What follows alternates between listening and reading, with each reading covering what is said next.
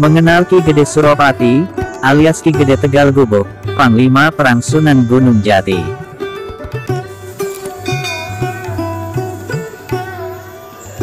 Sahabat, jarang diketahui, sejarah Ki Gede Suropati yang menarik untuk diulas.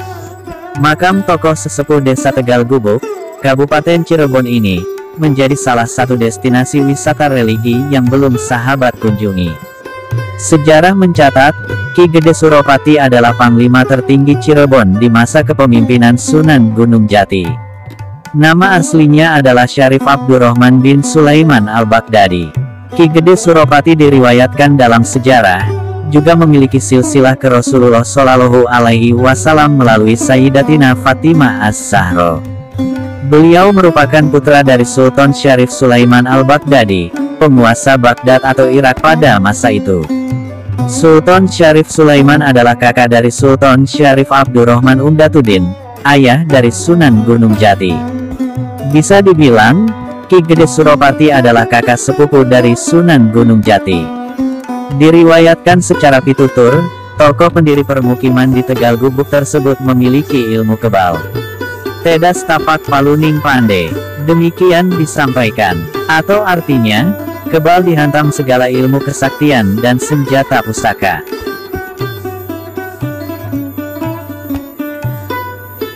Menurut cerita, Ki Suro juga terlibat dalam usaha Kesultanan Cirebon menaklukkan kerajaan Talaga dan Galuh. Kedua kerajaan tersebut berhasil ditaklukkan Kesultanan Cirebon supaya semua penduduknya beralih untuk memeluk ajaran Islam. Dikisahkan, agar penyebaran agama Islam tetap terjaga di dua kerajaan tersebut, maka Sunan Gunung Jati mempercayakan Ki Suro untuk diberi kepercayaan. Ki Suro disebut juga sebagai santri Sunan Gunung Jati yang sudah 2 tahun tinggal di Kesultanan Cirebon. Sumber lain menyebutkan, keberadaan Ki Suro di Cirebon bukan sebagai santri Sunan Gunung Jati, tetapi ingin membantu menyebarluaskan ajaran Islam di Pulau Jawa. Setelah dianggap cukup ilmu, Sunan Gunung Jati kemudian mengutus Ki Suro untuk membantu menyebarkan ajaran Islam ke seluruh pelosok Pulau Jawa. Dalam usaha menyebarkan agama Islam, Ki Suro banyak mendapat rintangan. Seringkali harus perang tanding dengan para penguasa pedukuhan yang ditemuinya.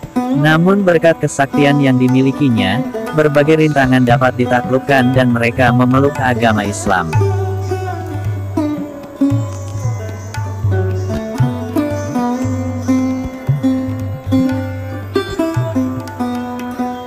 Suatu ketika, Ki Suro mendapat perintah khusus dari Sunan Gunung Jati untuk membawa Al-Quran dalam jumlah banyak ke Pondok Ki Pancawala.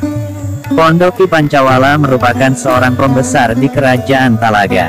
Kitab suci Al-Quran yang dibawa oleh Ki Suro, dimaksudkan untuk dijadikan sebagai pedoman di Kerajaan Talaga dan Galuh. Namun di tengah perjalanan menuju Kerajaan Talaga, Ki Suro menemui sebuah sayembara untuk bisa mengalahkan seorang pembesar Kerajaan Talaga. Pembesar tersebut bernama Ki Wadaksi. Barang siapa mampu mengalahkannya maka hadiahnya dinikahkan dengan putrinya yang bernama Nyai Maswedara. Kemudian Ki Suro ikut sayembara. Keikutsertaannya hanya untuk mengukur ketinggian ilmu Ki Wadaksi tanpa mempedulikan hadiah. Pertarungan dimulai. Ki Wadaksi dapat dikalahkan dan kemudian bersedia memeluk agama Islam bersama murid-muridnya. Sang putri yang menjadi hadiah, diserahkan kepada Raden Palayasa yang sebelumnya saling mencintai dengan Nyai Maswedara. Kemudian Ki Suro sampai di Pondok Ki Pancawala yang menjadi misinya dari perintah Sunan Gunung Jati. Ki Suro mendapat jamuan istimewa dari Ki Pancawala. Di tengah jamuan tersebut, Ki Suro terpesona melihat putri Ki Pancawala yang bernama Nyai Mas Ratu Antrawulan. Ki Suro tertarik ingin menjadikan Nyai Mas Ratu Antrawulan sebagai pendamping hidupnya. Namun sayang, sebelum isi hatinya diutarakan, Ki Pancawala sudah memiliki maksud ingin menjadikan putrinya sebagai istri Sunan Gunung Jati.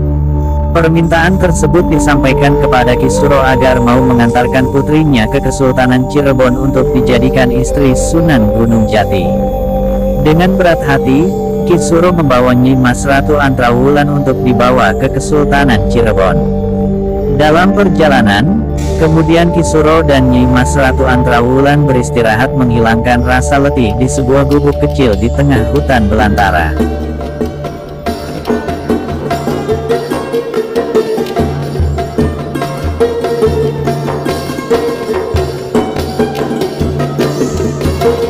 Setelah tubuh kembali segar, mereka kembali melanjutkan perjalanan menuju Kesultanan Cirebon. Setelah sampai di Keraton Cirebon, Ki Suro menyerahkan Nyi Mas Ratu Antrawulan dan menyampaikan amanat Ki Pancawala kepada Sunan Gunung Jati. Namun amanat Ki Pancawala yang menginginkan Nyi Mas Ratu Antrawulan dijadikan istri Sunan Gunung Jati, ditolaknya dengan cara halus. Karena Sunan Gunung Jati sesungguhnya telah mengetahui bahwa Ki Suro menyukai Nyi Mas Ratu Antrawulan. Karena itu, Sunan Gunung Jati memerintahkan Ki Suro menikahi dengan Nyi Mas Ratu Antrawulan, putri dari Ki Pancawala. Setelah Ki Suro dan Nyi Mas Ratu Antrawulan menjadi suami istri, mereka kembali ke gubuk yang menjadi tempat istirahat sewaktu dalam perjalanan. Kemudian di sekitar gubuk tersebut dibuatlah menjadi sebuah pedukuhan atas restu dan izin Sunan Gunung Jati. Menurut sejarah, terbentuknya nama Tegal Gubuk terjadi sekitar tahun 1489. Setelah terbentuk sebuah nama pedukuhan atau perkampungan Tegal Gubuk, kemudian Ki Suro melanjutkan misinya untuk menyebarkan agama Islam di pedukuhan baru tersebut. Hingga sekarang situs Ki Suro atau Ki Gede Suropati banyak dikunjungi orang dari berbagai penjuru daerah.